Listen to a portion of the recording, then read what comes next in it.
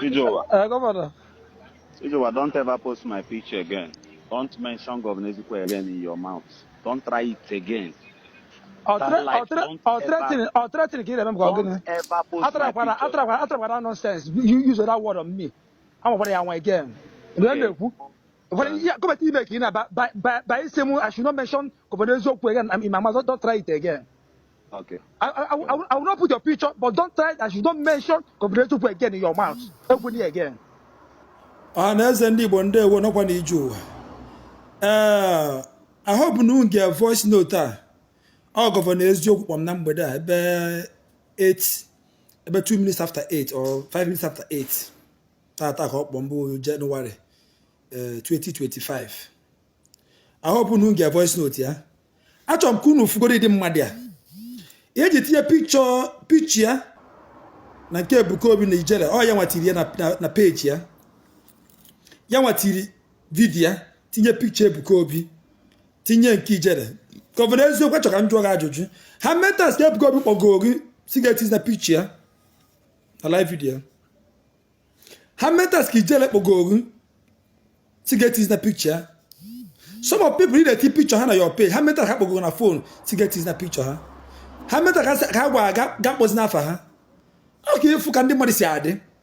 Ka ịfụ the kind of ihe ịchọrọ iwu agara gbachiri ụzọ na nwere ga-agwụ m gị okwu na nke ọnwụ na ị mere dị mma na ọsọ gị wa Governor Eziokwu onye nwe onye eziokwu anọ n'ụwa achọrọ m ejugoro gị ị na-aza Governor Eziokwu gbọrọ ime onye abụ onye eziokwu nọ n'ụwa ma mụ ma mmadụ gbam da sent bụ m onye ahụ senti ma onye ukwu ma onye nta ma prophet ma evangelist ma ihe ọnụ asọgasị iwu mmadụ ọbara na mmiri na-agba gị n'ahụ bụkana m onye eziokwu anọ n'ụwa onye ahụ onye eziokwu 100%.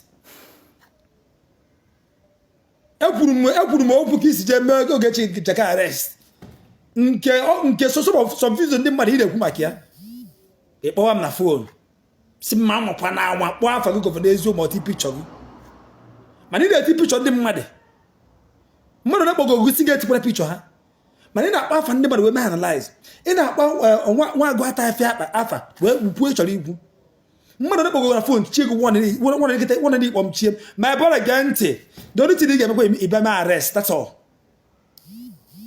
The only thing ị ga-emekwa na awụ ịbịa mee arrest, that is all. Ime arrest m ga-apụta agwụ come out. You go unless it's going another way around ị na-emezu ike ma amahọ almost another way around ị ga-esi wee mee ma amahọ mana ọ gwa nke ije were gọọmenti mee arrest, you can do it. I mean self I can arrest you. Enwe onye eme ibi arrest. You can arrest me, I can arrest you. My brother big girl, I want maka 5,000 naira wana inye mu. Ụbọchị a ka ịpụcha na Ijeuwa afọ nni ọnụ ka I were m na nwere ego ba me intimidate. Ebe kana me intimidate o. Enwe ogo me ego but I wouldn't mind to buy that money be me intimidate. Ka kpọrọ ga afa kpọrọ ngo onye ohi. Enwe accusation mbo gị. Abụrụ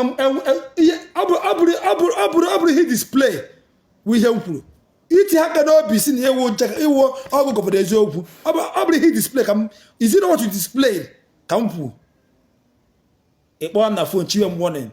You can call others and cheer warning. You don't threaten me. The last thing what I hate in life inyem threatening. What I hate in life inyem threatening. Oh, kunu fear. Idi mmadụ gị wuru governor. Enwe ga pụta iro. Nobody will talk. Nobody will even talk. So, maka ndị Governor Eziokwu, I can't address your videos. So, video ndị ọzọ na-address as in, oge ịchọrọ wu ka e wuru eze onye kwu n'okwu na ọhịa ikwu ga-eme onye gbagoro otu akụ esi dị n'ụwa. If get the voice note if I'm na phone, make us say your call. They two nji za call you, but they two nji bomb oku. They two nji weza your call, but they two nji pozie mo oku. It means that self no, I would hear na plan the self since against me. I was even receiving your call as a brother. na-amụ amụ ezeturi jikwa m okwu ka ị majaa m